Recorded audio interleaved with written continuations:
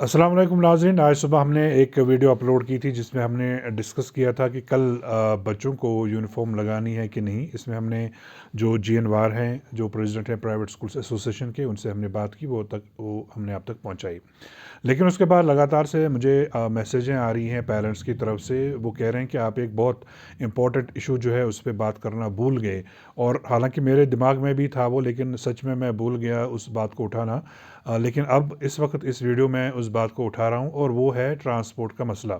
जो स्कूलों में बच्चे जो जाते हैं, पब्लिक ट्रांसपोर्ट में जाते हैं, चाहे वो स्कूल का ट्रांसपोर्ट का इस्तेमाल करते हैं, तो ये एक बहुत बड़ा इशू बन गया है पिछले 3 सालों में। क्योंकि आपको पता है कि पिछले 3 सालों में बच्चे जो हैं स्कूल गए नहीं, लेकिन जो स्कूल हैं उन्होंने बच्चों से, पेरेंट्स से जो ट्रांसपोर्ट फ़ी है वो वसूल की। हालांकि कुछ स्कूल हैं ऐसे हैं जिन्होंने रिलैक्सेशन दी पेरेंट्स को, उन्होंने कंसेशंस दिए। लेकिन बहुत सारे स्कूल ऐसे हैं जिन्होंने बाहें मरोड़ के पेरेंट्स से ये पैसे वसूल किए।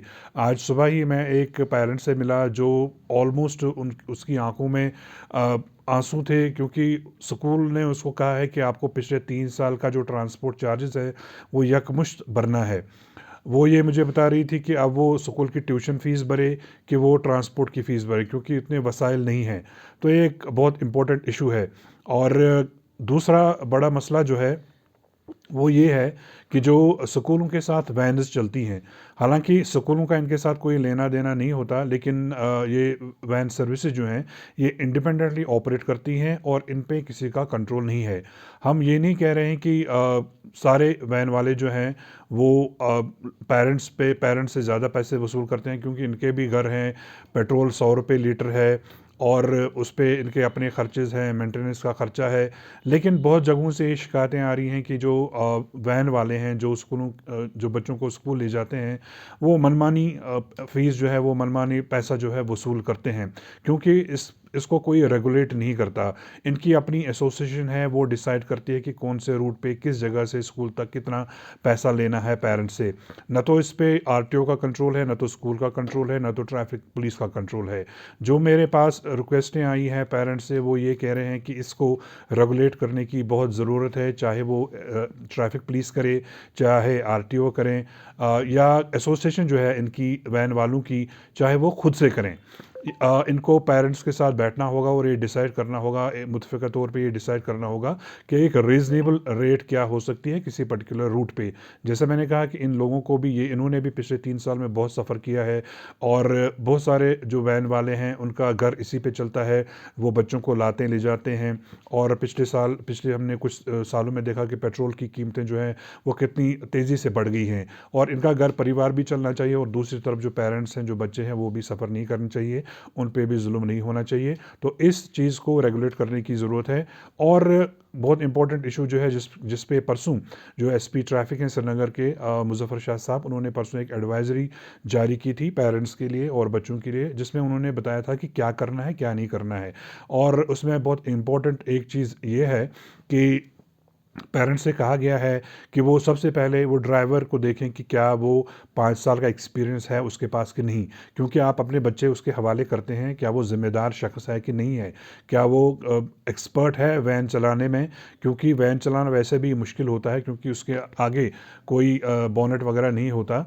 आप जो ड्राइवर हजरात हैं वो इस बात को समझ सकते हैं कि आगे कोई सिक्योरिटी नहीं होती। और आपको ये चेक करना है खुद से, पेरेंट्स की ये जिम्मेदारी है, वो ये चेक करें कि जिस ड्राइवर के हवाले आप अपने बच्चों को कर रहे हैं ताकि वो उनको सेफली स्कूल छोड़ें, क्या उसके पास एडुकेट एक्सपीरियंस है या नहीं, क्या उसके पास ड्राइविंग लाइसेंस है या नहीं, क्या ये जो वैन है इसमें कहीं गैस सिलेंडर, LPG सिलेंडर तो नहीं लगा। क्योंकि आज आपने देखा कि किस तरह अनंतनाग में जो सिलेंडर ब्लास्ट हुआ, कितने लोग ज़ख्मी हो गए। परसों यहाँ छानपुरा में एक ऑक्सीजन सिलेंडर ब्लास्ट हुआ, उसमें एक शख्स की मौत हो गई। तो अगर आप इस वैन में अपने बच्चे को भेजते हैं जिसमें LPG सिलेंडर लगा है, तो आप ये समझ लीजिए कि खुदा न खास्ता आपका बच्चा जो है एक टिकिंग बॉम्ब पे बैठा हुआ है। और एक इम्पॉर्टेंट बात जो एसएसपी ट्रैफिक ने बताई थी वो ये थी कि आप ये ज़रूर चेक कर लें कि जो वैन है उसमें मॉडिफिकेशन तो नहीं किया गया है, यानी जो इसका कंपनी से सीटिंग अरेंजमेंट होता है क्या वही है, या जो वैन वाला है उसने उसको मॉडिफाई करके छोटी छोटी सीटें बनाई है, कैपेसिटी बढ़ाई है ताकि ज़्यादा बच्चे जो हैं वो इसमें समा सके, और फिर एक दूसरे के ऊपर जो है बच्चों को बिठा के वो जो है ले जाते हैं। बच्चों को काफ़ी तकलीफ़ होती है, ये हमने खुद भी एक्सपीरियंस किया है और जो हमारे पास फीडबैक है वो भी आता है। तो यानी जो वैन सर्विसेज है इसको रेगुलेट करने की ज़रूरत है, चाहे ये आरटीओ कश्मीर जो है वो इनिशिएटिव ले, या एसएसपी ट्रैफिक श्रीनगर जो है, या बाकी डिस्ट्रिक्ट में जो एआरटीओज़ हैं वो ये इनिशिएटिव लें कि किस तरह से वैन सर्विसेज को रेगुलेट किया जा सकता है। और एक इम्पॉर्टेंट है, ये मेरे पास व्हाट्सएप पे एक मैसेज आया है एक पेरेंट की तरफ से, ये बर्मिंघम में एक स्कूल है, मैं स्कूल का नाम नहीं ले सकता फॉर ऑब्वियस रीजंस। तो इसमें लिखा है message, dear parents, it gives me lot of pain to inform you that we can not provide transport facility for the month of March 2022। Hope you will cooperate with us, inconveniences highly regretted.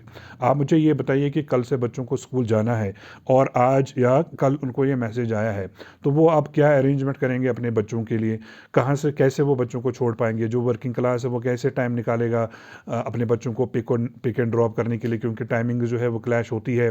अगर इस particular school को, जैसे मैंने कहा कि मैं नाम नहीं लेना चाहता स्कूल का, अगर इसको गाड़ियों की मेंटेनेंस करनी थी तो ये पिछले 3 सालों से जो है गाड़ियाँ नहीं चली हैं, तो पिछले 1 महीने से ये बातें चल रही है कि स्कूल खुल रहे हैं, स्कूल खुल रहे हैं, स्कूल खुल रहे हैं। तो इस 1 महीने में इन्होंने अपनी गाड़ियों की मेंटेनेंस क्यों नहीं की, या और कोई अगर इशू था तो उसको रिजॉल्व नहीं किया। तो ये लास्ट आवर पे पेरेंट्स को ये मैसेज भेजना, तो ये कहाँ का इंसाफ है। तो इस बारे में जो है ये भी मेरे पास एक शिकायत आई थी पेरेंट्स की तरफ से, उन्होंने मुझसे ये कहा था कि इस मुद्दे को भी आप उठा लें। तो मेरी ये रिक्वेस्ट है आप सभी देखने वालों से कि अगर आपको लगता है कि मैंने जो बातें कही आप इससे इत्तेफाक करते हैं तो कमेंट सेक्शन में कमेंट कीजिए, या आप इत्तेफाक नहीं रखते हैं वो भी आप लिख सकते हैं, आपको लिखने की आज़ादी है।